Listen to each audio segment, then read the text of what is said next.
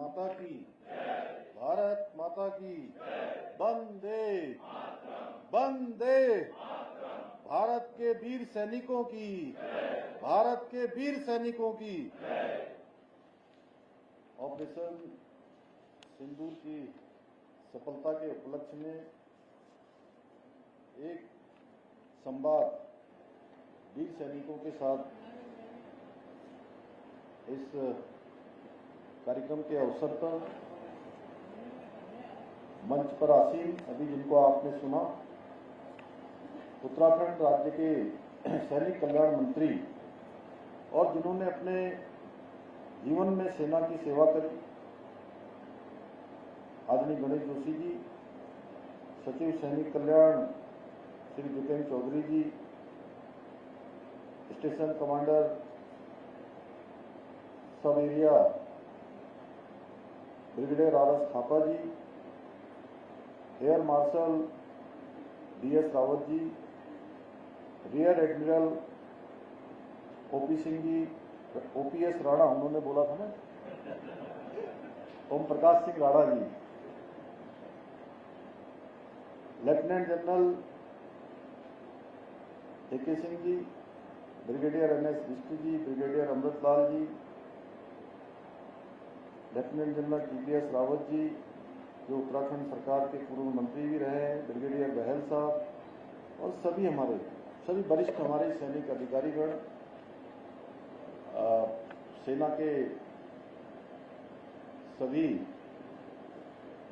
अधिकारीगण और सभी हमारे जवान, वीर नारियां, उपस्थित मीडिया के सभी मित्र, मैं सबसे पहले तो इस कार्यक्रम में उपस्थित आप सभी वीर योद्धाओं का हृदय से स्वागत करता हूं, आप सबका अभिनंदन करता हूं। मैं आज के इस अवसर पर ऑपरेशन सिंदूर की अभूतपूर्व सफलता के लिए भारतीय सेना के वीर जवानों को समस्त प्रदेशवासियों की तरफ से, देवभूमि उत्तराखंड वासियों की ओर से हृदय से उनका अभिनंदन करता हूं, उनका धन्यवाद करता हूं। साथ ही हमारे देश के यशस्वी प्रधानमंत्री, जिनके बारे में यहाँ पर सभी वक्ताओं ने बहुत विस्तार से बातें बोली हैं, और उनके दूरदर्शी नेतृत्व में, जैसा ए.पी. सिंह जी जब बोल रहे थे या राणा जी बोल रहे थे, रावत जी बोल रहे थे, सच में आप सब लोगों को जब हम सुन रहे थे, और मैं भी कोई एक मुख्यमंत्री के नाते नहीं, मुख्य सचिव के मुख्य सेवक के नाते नहीं, मैं एक वक्ता के रूप में आप लोगों को सुन रहा था, तो समय जरूर ज्यादा हो रहा था, लेकिन ऐसा लग रहा था कि आप लोग और बोलते रहे, और मुझे लगता है मेरे जैसा इन सब लोगों को भी लग रहा होगा। और नई नई जानकारियां, भारत की सेना की वीरता, साहस, पराक्रम की कहानियां आपने बहुत ही शानदार तरीके से हम सबके बीच में रखी, और सच में हमारे प्रधानमंत्री जी का जो दूरदर्शी नेतृत्व है, जो एक उनका अडिग रहने वाला व्यक्तित्व है कि देश प्रथम, सबसे पहले अगर किसी का हित है तो देश का हित देखना है, उसी के लिए सब काम करना है, सारा जीवन समर्पित करना है। ऐसे हमारे प्रधानमंत्री जी को भी मैं धन्यवाद देता हूं कि जिन्होंने इस पूरे पहलगाम हमले के बाद जो नामकरण किया इस ऑपरेशन का, सिंदूर, और ये प्रधानमंत्री जी का दिया हुआ नाम है, तो उसके लिए मैं प्रधानमंत्री जी को भी आप सबकी तरफ से, अपनी तरफ से धन्यवाद देता हूं। उनकी स्पष्ट नीति के कारण हम आतंकवाद के विरुद्ध इस निर्णायक कार्रवाई को हम सफलतापूर्वक अंजाम दे पाए।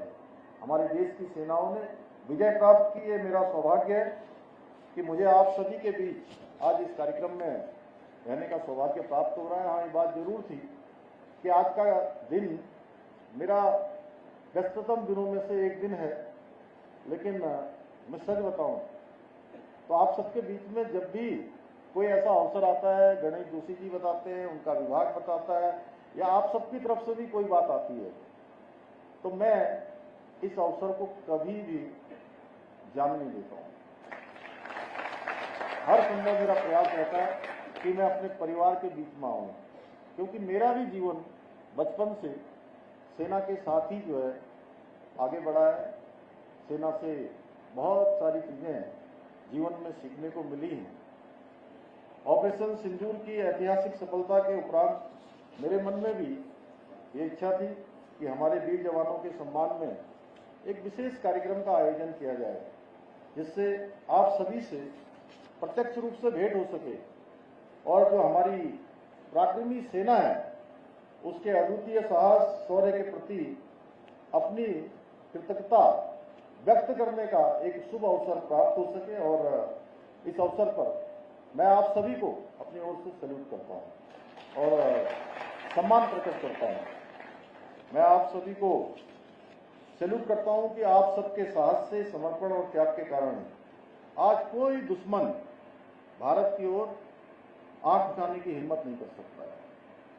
हम भारतवासी अपने घरों में चैन की नींद सो पाते हैं, क्योंकि सभी को विश्वास होता है कि आप लोग हमारी सीमाओं की रक्षा के लिए सदैव तत्पर रहते हैं।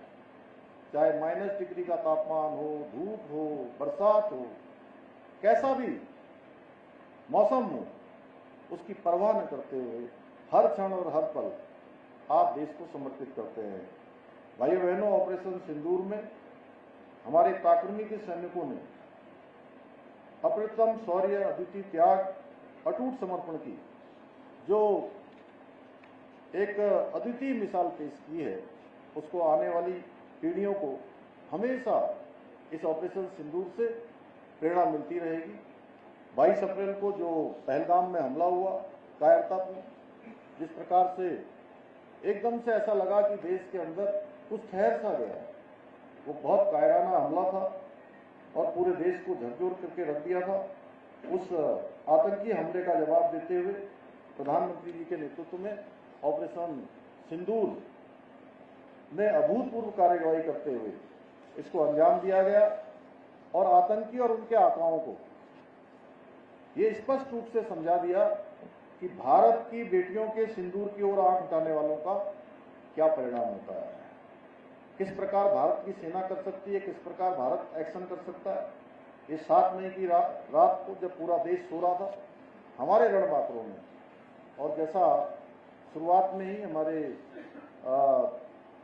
AK सिंह जी ने जिस प्रकार से पूरा विस्तार से उसको बता दिया कि आतंकी अड्डों को ही नष्ट किया गया, वहां के जनमानस को नुकसान पहुंचाने की सेना की या हमारी रणनीति का कोई हिस्सा नहीं था, और सटीक रणनीति के साथ निशाना बनाते हुए उन सभी प्रयोगशालाओं को जहां आतंकवाद पोषित हो रहा था, जहां आतंकवाद की नर्सरी चल रही थी, उसको पूरी तरह से ध्वस्त करने का काम भारत की सेना ने किया, जिसमें 9 आतंकी अड्डों को तबाह किया गया और 100 से अधिक आतंकवादी इस ऑपरेशन में मारे गए। इतना ही नहीं, पाकिस्तान की सेना जो इन आतंकियों की ढाल बनी हुई थी, उसे भी हमारे जाबाज सैनिकों ने धूल चटाने का काम किया। उसी का परिणाम हुआ कि पाकिस्तान की सेना, पूरा पाकिस्तान, वो जैसा DGMO पाकिस्तान ने यहाँ अनुरोध किया कि युद्ध रोक दिया जाए, और जिस प्रकार का वहाँ नुकसान हुआ, सच में अब पता लग रहा है धीरे धीरे। शुरुआत में जरूर कुछ एक लोगों के मन में शंका थी, और ऐसे लोगों के मन में शंका थी जो हमेशा सेना से सबूत मांगा करते थे, आपको पता ही है। तो इस बार भी उस प्रकार की बातें उन्होंने प्रारंभ की थी, लेकिन धीरे धीरे जैसे जैसे समय आगे बीतता गया, अनेक रिपोर्टें आते गई, तो पाकिस्तान के अंदर पूरी तबाही हो गई। पाकिस्तान के अंदर अनेक एयरबेस पूरी तरह से ध्वस्त हो गए, और पाकिस्तान की सेना जब हमारे ऊपर मिसाइलों से, ड्रोन से हमला करने की कोशिश कर रही थी, तो उसे भी हमारी जो अत्याधुनिक वायु रक्षा प्रणाली है, एयर डिफेंस सिस्टम, उसने नाकाम कर दिया, और एक भी मिसाइल भारत की जमीन पर नहीं गिरने दी। और इतना ही नहीं, भारतीय सेना ने उन हवाई अड्डों और एयर डिफेंस को भी पूरी तरह से नष्ट कर दिया, जहां पाकिस्तान जहां से हमला कर रहा था। और हमारे हमले में दुश्मन के जो चीनी ड्रोन थे, चीनी फाइटर थे, वो जेट सब चकनाचूर हो गए। आज पाकिस्तान को ये भली भांति समझ में आ गया है कि भारत की ओर उठी उसकी हर नापाक नजर अब उसके विनाश का कारण बन सकती है। भाइयों बहनों, वीरभूमि उत्तराखंड का लगभग प्रत्येक परिवार से कोई न कोई सदस्य सेना में है या पैरामिलिट्री में है और देश के किसी न किसी सीमा पर जो है भारत की रक्षा के लिए तैनात है। मैं भी एक सैनिक का बेटा हूं और आज सच में ये देखकर मुझे अत्यंत हर्ष की अनुभूति होती है कि आदरणीय प्रधानमंत्री जी के नेतृत्व में किस प्रकार से आज हमारे जवानों का मनोबल बढ़ाने का कार्य हो रहा है और सेना को किस प्रकार से अत्याधुनिक उपकरण उपलब्ध कराया जा रहा है, सेना को किस प्रकार से प्रोत्साहन दिया जा रहा है, हर प्रकार से आज हथियारों से सुसज्जित किया जा रहा है। और आज इस अभियान ने यह भी सिद्ध कर दिया कि हम जहां एक और रक्षा क्षेत्र में आत्मनिर्भर बन रहे हैं, वहीं भारत में निर्मित नवीनतम तकनीक से युक्त स्वदेशी हथियार और संसाधन किसी भी देश के हथियारों और संसाधनों से कई हजार गुना अधिक कारगर भी हैं। ब्रह्मोस के बारे में, S-400 मिसाइल के बारे में हमारे सभी वक्ताओं ने, जिनका रक्षा के क्षेत्र में बहुत विस्तृत अनुभव है, उन्होंने बहुत विस्तार से यहाँ बताया है। इस अभियान में आकाश मिसाइल, भारत में निर्मित और अत्याधुनिक S-400 सिस्टम जैसे हथियार हमारी सुरक्षा का अवैध कवच बने हैं। आदरणीय प्रधानमंत्री जी के नेतृत्व में भारत की रक्षा नीति प्रोएक्टिव और डिटरेंस बेस्ड हो गई है। साथ ही सेना के पराक्रम और बलिदान को आज सर्वोच्च सम्मान दिया जा रहा है। आप भली भांति परिचित हैं कि पूर्ववर्ती सरकारों में न तो ऐसी राजनीतिक इच्छा शक्ति थी और न ही निर्णय लेने का साहस था, जिसके कारण सेना को अक्सर कार्रवाई करने से रोक दिया जाता था। गणेश जोशी जी कह रहे थे कि भारत की सेना हमेशा पराक्रमी थी, पराक्रमी है और पराक्रमी रहेगी, लेकिन सरकारों की इच्छा शक्ति की कमी के कारण से कई बार उसमें स्पीड ब्रेकर लग जाया करता था। परंतु अब वो नहीं हो रहा है कि कोई हमला होता था, पहले केवल निंदा की जाती थी और सारा मामला समाप्त हो जाता था। भाइयों बहनों, आज का भारत ये नया भारत है जो प्रतिकार करता है और प्रतिकार के साथ साथ घर में घुसकर प्रहार भी करता है। जिस तरह उरी हमले का जवाब सर्जिकल स्ट्राइक से दिया गया, पुलवामा के बाद एयर स्ट्राइक की गई और पहलगाम के बाद ऑपरेशन सिंदूर द्वारा दुश्मन को करारा जवाब दिया गया। ये बताता है कि अब हमारी सेना को कार्रवाई के लिए कोई परमिशन लेने की आवश्यकता नहीं होती है। अब दुश्मन की एक एक गोली का जवाब गोलों से देने का काम भारत की सेना करती है। आदरणीय प्रधानमंत्री जी ने स्पष्ट कर दिया है, भारत अब किसी भी प्रकार के दबाव या न्यूक्लियर ब्लैकमेल जैसी धमकी को भी बर्दाश्त नहीं करेगा। यही नहीं, आदरणीय प्रधानमंत्री जी के नेतृत्व में आज ऐसे कई कड़े फैसले लिए जा रहे हैं जो दुश्मन की रीढ़ तोड़ने का काम कर रहे हैं। आप सभी ने देखा कि पहलगाम आतंकवादी हमले के बाद सिंधु जल समझौता रद्द कर दिया गया। इसके पीछे प्रधानमंत्री जी का स्पष्ट मंतव्य था कि खून और पानी दोनों का प्रभाव एक साथ नहीं हो सकता, यानी कि दोनों एक साथ नहीं रह सकते हैं। साथ ही पाकिस्तान के साथ सभी व्यापारिक रास्ते बंद कर दिए गए, क्योंकि ट्रेड और टेरर यह भी एक साथ नहीं चल सकते हैं। यही नहीं, प्रधानमंत्री जी ने पाकिस्तान को साफ साफ संदेश दे दिया कि अब सिर्फ और सिर्फ बात होगी तो आतंकवाद पर होगी या पीओके के मुद्दे पर ही बात होगी। अब अगर पाकिस्तान ने आतंक फैलाने की हिमाकत की तो उसे ऐसा जवाब मिलेगा कि उसकी आने वाली पुश्तें इसको कभी भूल नहीं सकेंगी। आज आदरणीय प्रधानमंत्री जी के नेतृत्व में सैनिकों के हित में अनेक महत्वपूर्ण फैसले लिए जा रहे हैं। वन पेंशन योजना हो, नेशनल बार मेमोरियल का निर्माण हो या देश के रक्षा बजट में भारी वृद्धि हो, यह सब करके सैनिकों की सभी आवश्यकताओं की पूर्ति करना हो या फिर बॉर्डर्स पर इंफ्रास्ट्रक्चर को मजबूत बनाना हो, ये सभी निर्णय आदरणीय प्रधानमंत्री जी के सेना के प्रति सम्मान को दर्शाते हैं। और भाइयों बहनों, जब ये इंफ्रास्ट्रक्चर की बात आती है तो मैं आप सबको बताना चाहता हूं कि अभी मैं एक बार सीमावर्ती राज्यों की एक बैठक में प्रतिभाग करने के लिए गया था। उस बैठक में रक्षा मंत्री जी भी थे और 5 अन्य विभागों के प्रमुख मंत्री भी थे, हमारे सीडीएस से लेकर एनएसएस सारे लोग थे। और उस बैठक में मेरे को देवभूमि के सीमावर्ती राज्य होने के कारण से प्रतिभाग करने का अवसर मिला और डायरेक्टर जनरल मिलिट्री ऑपरेशन के द्वारा एक प्रस्तुतिकरण दिया गया। उस प्रस्तुतिकरण में साफ साफ था कि मोदी जी के प्रधानमंत्री बनने से पहले जितने भी हमारे सीमावर्ती क्षेत्रों में इंफ्रास्ट्रक्चर होने थे वो नौ के बराबर देश की आज़ादी के बाद हुए और इन 10 सालों में 11 सालों में तेजी से इंफ्रास्ट्रक्चर डेवलप हुआ है।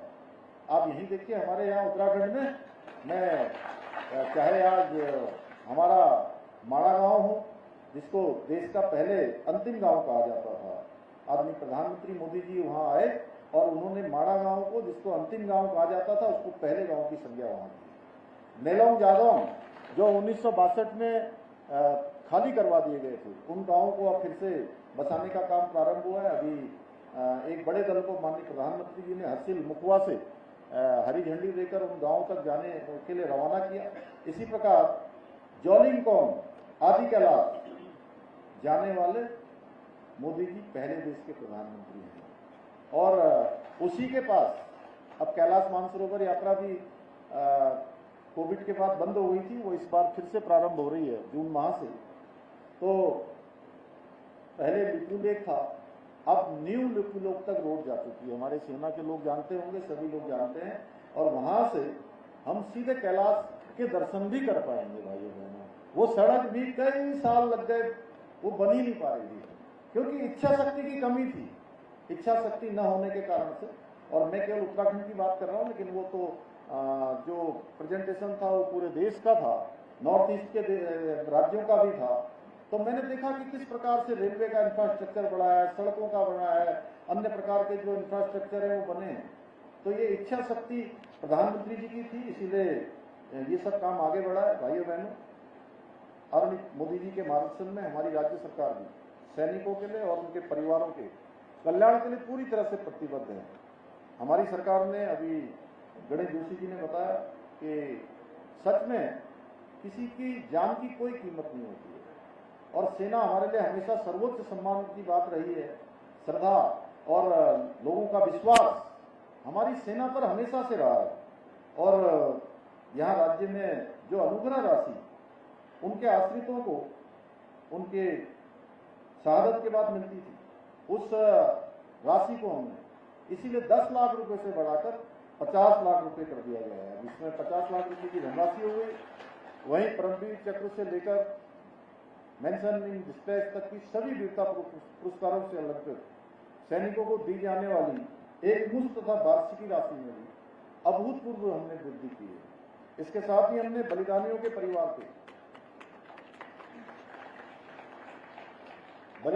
परिवार के एक सदस्य को सरकारी नौकरी में समायोजित करने का भी निर्णय लिया है और सरकारी नौकरी के लिए आवेदन करने की अवधि पहले मात्र 2 वर्ष की होती थी, उसको बढ़ाकर हमने 5 वर्ष किया है। यही नहीं, हम प्रदेश में बलिदानियों के आश्रितों को नौकरी पूर्व प्रशिक्षण तथा पुत्री विवाह अनुदान जैसी अनेक योजनाओं को संचालित कर रहे हैं। राज्य में वीरता पुरस्कार प्राप्त सैनिकों और पूर्व सैनिकों हेतु सरकारी बसों में यात्रा की निःशुल्क व्यवस्था करने के साथ साथ सेवारत और पूर्व सैनिकों हेतु 25 लाख रुपए मूल्य की स्थायी संपत्ति की खरीद पर स्टाम्प ड्यूटी में भी 25% की छूट भी हमें प्रदान की जा रही है। इन सभी कार्यों के अतिरिक्त हमारी सरकार द्वारा प्रदेश के शहीदों की स्मृति में देहरादून के गुनियाल गांव में एक भव्य सैन्य धाम का निर्माण किया जा रहा है, जो उत्तराखंड के हमारे वीर सैनिकों की बहादुरी और बलिदान की जीवन गाथा के रूप में स्थापित होगा। भाइयों बहनों, मैं आज के इस अवसर पर आप सभी को विश्वास दिलाना चाहता हूं कि हम अपने सैनिकों, पूर्व सैनिकों, बलिदानियों के आश्रितों के हित के लिए इसी प्रकार अनवरत रूप से कार्य करते रहेंगे जैसा जनरल AP सिंह जी ने यहाँ पर बताया। और राज्य सरकार से कुछ अपेक्षा भी करी है कि, और मैं सब जानता हूं कि चूंकि सैनिक उनका एक जीवन बहुत अनुशासित होता है, बहुत व्यवस्थित होता है, और भगवान की बड़ी कृपा होती है कि वो स्वस्थ भी रहते हैं। तो इसलिए उनका उपयोग हो, उसके लिए जैसा आपने कहा ट्रेनिंग का कोई सेंटर बनाया जाए, उसके लिए निश्चित रूप से हम लोग काम करेंगे। मैंने सैनिक कल्याण सचिव हमारे चौधरी साहब यहाँ बैठे हुए हैं, इनको मैंने यहीं से कह दिया है।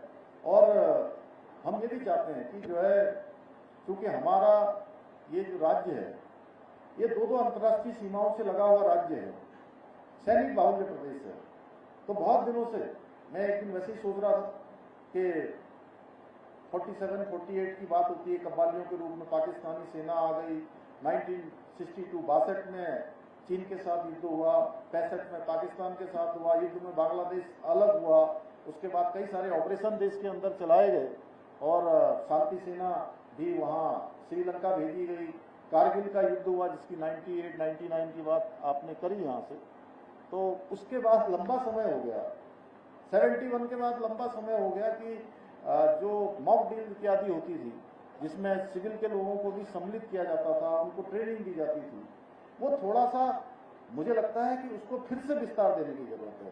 तो मैं सैनिक कल्याण सचिव जी से भी कहूँगा, सैनिक कल्याण मंत्री जी से भी कहूँगा कि आप सब लोगों का जो एक व्यापक अनुभव है उसका बात करके, आपने कहा थिंक टैंक बनाया जाना चाहिए, निश्चित रूप से मैं मानता हूँ कि ये थिंक टैंक की बहुत हमको आवश्यकता है, और ये थिंक टैंक केवल उत्तराखंड के लिए नहीं पूरे देश के लिए बनना चाहिए। और सच में ये द्रोण नगरी है और यहाँ से एक संदेश जाना चाहिए, देवभूमि के हिमालय यहाँ है, गंगा यहाँ है, यमुना यहाँ है, और आज के समय में तो आप देख रहे होंगे पूरे देश के अंदर हमारा छोटा राज्य, लेकिन जो शुरुआत हम लोग सबसे पहले यहाँ कर रहे हैं वो आज पूरे देश के अंदर जा रही है। देखिए हमने जैसे देश के अंदर भारत के संविधान के अनुच्छेद 44 में समान नागरिक संहिता, सबके लिए समान कानून होना चाहिए, देश का संविधान कहता है, और वो गंगा भी सबसे पहले देवभूमि उत्तराखंड से हमारे प्रधानमंत्री जी के मार्गदर्शन में निकल गई है।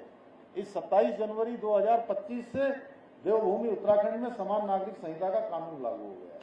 अब कोई किसी वर्ग का होगा, किसी जाति का होगा, किसी पंथ का होगा, किसी समुदाय का होगा, देवभूमि उत्तराखंड का रहने वाला है तो उसको समान नागरिक संहिता के कानून को मानना होगा भाइयों बहनों। तो ऐसी अनेक शुरुआत हमने करी है। नकल के क्षेत्र में आप सबके घर के बेटे बेटियां, भाई बहन, नातेदार, रिश्तेदार तमाम सरकारी नौकरियों में परीक्षाओं में भाग लेते थे।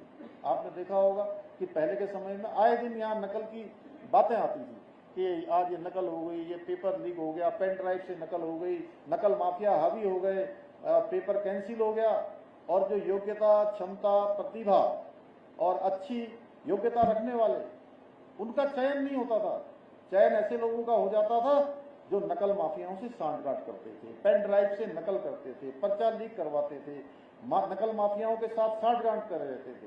भाइयों बहनों, हमने इस सबको बदला है और उत्तराखंड में अब पिछले 3 सालों में 23,000 से भी ज्यादा सरकारी नौकरियां हमारे नौजवान युवा भाई बहनों को, गरीब माता पिता के बेटे बेटियों को उत्तराखंड के अंदर सफलतापूर्वक प्राप्त हो गई है, और एक भी मामले में नकल का मामला नहीं आया है। और हमारा ये नकल का कानून ये पूरे देश के लिए एक उदाहरण बन गया है, और अन्य राज्य भी आज उसका अध्ययन कर रहे हैं। ऐसे अनेक काम नवाचार के हमने किए हैं। हम SDG रैंकिंग में, sustainable development goals, NITI Aayog Bharat सरकार की 2024 की रिपोर्ट में पूरे देश के अंदर देवभूमि उत्तराखंड पहले नंबर पर आया है। और रोजगार देने के मामले में भी हमने 4.5% की कमी लाकर राष्ट्रीय औसत से भी ज्यादा नौकरी देने का रिकॉर्ड यहाँ पर बनाया है। इसी प्रकार हम स्टार्टअप के क्षेत्र में हैं, ease of doing, ease of living, या फाइनेंशियल डिसिप्लिन बनाने में भी छोटे राज्यों में हम पूरे देश के अंदर दूसरे स्थान पर आए हैं। ऐसे अनेक उपलब्धियां राज्य को प्राप्त हो रही हैं। तो इसलिए सेना में तो हमारा एक अलग ही स्थान है। सेना में तो यहीं से शुरुआत होती है। सेना का तो बड़ा बेस मैं कहूँ तो वो देवभूमि उत्तराखंड है। तो निश्चित रूप से सेना के योगदान को हम न भुला सकते हैं, न उनके बिना हम आगे बढ़ सकते हैं। तो हम सब सैनिकों को आगे लेकर आगे बढ़ेंगे और आप सबके सुझावों को लगातार अपने कर्म पथ पर उनको उतारेंगे। इसी के साथ हमारा जो विकल्प रही संकल्प है कि देवभूमि उत्तराखंड हिंदुस्तान का श्रेष्ठ राज्य बने, हमारे प्रधानमंत्री श्री मोदी जी का भी विशेष लगाव हमारे राज्य से है। आप देखेंगे इन सालों में वो किसी भी राज्य में अगर सर्वाधिक बार कहीं आए होंगे तो हमारा उसमें से देवभूमि उत्तराखंड देश के प्रमुख राज्यों में से एक है। उनके हृदय में उत्तराखंड बसता है, देवभूमि बसती है। तो इसलिए निश्चित रूप से आज वो देश के लिए इतना काम कर रहे हैं, हमारे वीर सैनिकों का लगातार प्रोत्साहन कर रहे हैं। हम भगवान बद्री विशाल से, बाबा केदार से, हमारे सभी देवी देवताओं से प्रार्थना करेंगे कि वो दीर्घायु हों, उनको हमेशा जो है इसी प्रकार से भगवान जो है शक्ति देता रहे कि हमारे वीर सैनिकों के साथ देश की क्षमता बढ़ती रहे। और जो विकसित भारत का उन्होंने संकल्प लिया है कि 2047 में हमारा देश विकसित भारत बनेगा, दुनिया की सबसे बड़ी महाशक्ति में से एक महाशक्ति हमारा देश बनेगा। अर्थ के क्षेत्र में आज हम वैसे भी देखिए कहाँ हम 11वें नंबर पर होते थे कुछ सालों पहले, और अब हम 5वें से 4थे स्थान पर आ गए हैं, और आने वाले समय में जल्दी हम 3रे स्थान पर आने वाले हैं। तो उनका विकसित भारत का संकल्प भी पूरा हो, उसमें देवभूमि का भी, हमारे सैनिकों का भी सबका योगदान बना रहे। इतना ही आप सबसे निवेदन करते हुए एक बार आप सबका आभार व्यक्त करते हुए कि आप सब इतनी बड़ी संख्या में आए और आप सब लोगों ने सच में एक प्रेरणा, एक प्रोत्साहन हमारे सैनिकों के लिए भी है, सेना के लिए है, और विशेष रूप से सभी वक्ताओं का मैं, आप लोग एयर, रेयर और क्या थल सेना, तो तीनों लोगों ने जो है यहाँ पर शानदार तरीके से अपनी बात रखी। आपका भी मैं धन्यवाद करता हूँ। और रावत जी, जनरल रावत साहब से कहूँगा कि अब कभी कभी नहीं आना है, यदा कदा नहीं आना है, और आपको जो है हमेशा हम सब के साथ जो है यहाँ पर बनाना है। और मैं भी कोशिश करूँगा कि आप सब लोगों के साथ भी लगातार हम लोगों का संवाद बना रहे। और गणेश जोशी जी, जल्दी एक कार्यक्रम और करवाइए आप, जिसमें हम लोग जो है थोड़ा संवाद भी करेंगे। इतना ही आप सबसे कहते हुए मैं अपनी बात को समाप्त करता हूँ। बहुत बहुत धन्यवाद।